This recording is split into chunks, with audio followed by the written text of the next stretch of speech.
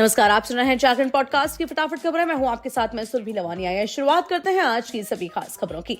राहुल गांधी जहां भी गए वहां आईएनटीआई गठबंधन ने ली आखिरी सांस। टीएमसी की पहली लिस्ट पर बीजेपी ने कसा तंज।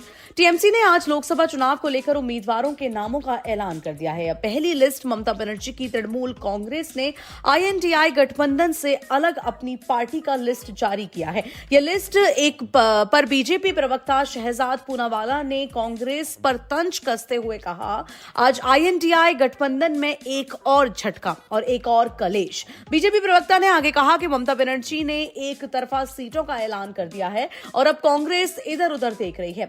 उन्होंने यह भी कहा कि राहुल गांधी जहां भी गए आईएनटीआई गठबंधन आखिरी सांस ली उसने वहां। कांग्रेस पार्टी ने संदेश खाली पर रणनीतिक चुप्पी साधने की कोशिश की। प्रियंका वाड्रा और राहुल गांधी ने शेख शाहजहां के बारे में कुछ नहीं कहा और मल्लिकार्जुन खड़गे ने इसका बचाव किया।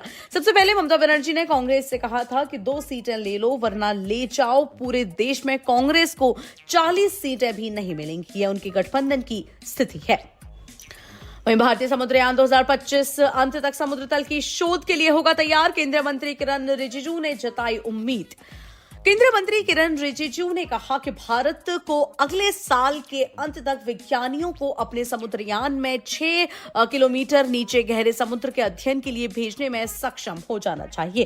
भारत की गहरे समुद्र में मत्स्य 6000 का परीक्षण इस साल के अंत तक किया जा सकता है। रिजिजू ने कहा कि जब आप समुद्रयान के बारे में बात कर रहे हैं तो आप समुद्र के अंदर 6 किलोमीटर की गहराई तक जाने के मिशन के बारे में बात कर रहे हैं, जहां प्रकाश भी नहीं पहुंच सकता। मिशन ठीक चल रहा है, परियोजना की समीक्षा की है और इस साल के अंत तक विज्ञानियों को पहला परीक्षण करने में सक्षम होना चाहिए। मुझे विश्वास है कि 2025 के अंत तक हमें अपने मानव दल को गहरे समुद्र में भेजने में सक्षम हो जाना चाहिए। इस मिशन की शुरुआत 2021 में हुई थी। इसमें 3 सदस्यों के दल को भेजने के लिए डिजाइन मत्स्य 6000 का उपयोग कर मध्य हिंद महासागर में समुद्र तल तक पहुंचकर शोध करना है। वहीं रेलवे ट्रैक पर उतरे किसान, ट्रेनों के पहिए थमे, पंडेर बोले मांगे पूरी होने तक जारी रहेगा यह प्रदर्शन।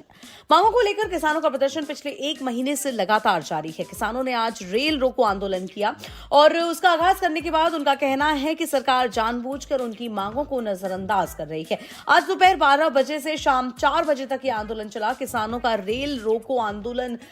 वहीं किसानों ने ऐलान किया है कि यह प्रदर्शन शांतिपूर्वक किया जाएगा। ट्रेनों को रेलवे स्टेशन और क्रॉसिंग के पास ही रोका जाएगा। किसान संगठन के नेताओं ने कहा कि सरकार जनता को गुमराह कर रही है। केंद्र के साथ हुई बैठकों में भी हमारी मांगों के प्रति कुछ नहीं किया।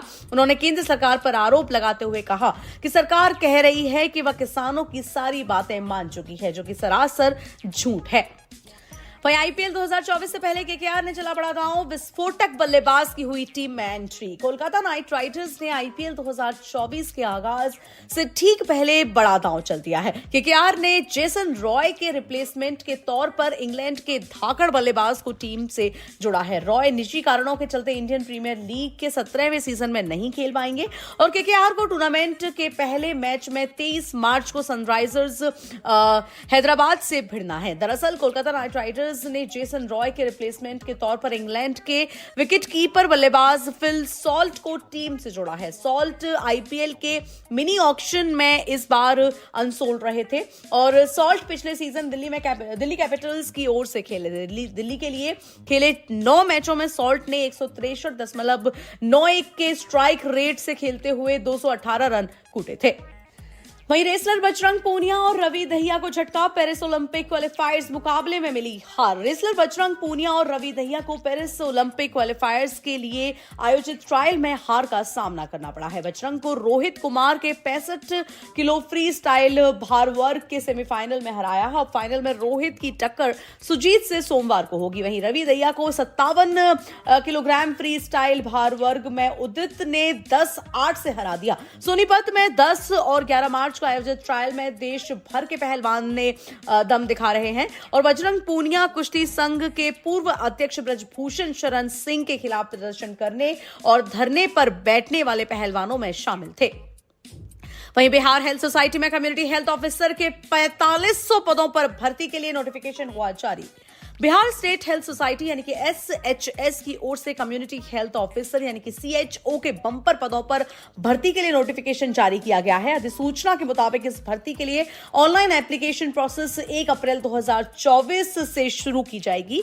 जो भी उम्मीदवार इस भर्ती के लिए योग्यता रखते हैं वे आवेदन शुरू होते ही इनकी ऑफिशियल वेबसाइट shs.bihar.gov.in पर जाकर ऑनलाइन माध्यम से आवेदन प्रक्रिया पूर्ण कर सकते हैं। इसी के साथ आज की फटाफट खबरों में इतना ही। देश और दुनिया की तमाम बड़ी खबरों के लिए सुनते रहिए जागरण पॉडकास्ट का एक खास कार्यक्रम। यहां प्रदर्शित सभी खबरें दैनिक जागरण के ई पोर्टल से ली गई हैं। इस ई पोर्टल पर जाकर आप इन सभी खबरों को विस्तार से जान सकते हैं। उसके लिए आप ब्राउजर पर जाएं और टाइप करें www.dainikjagran.com।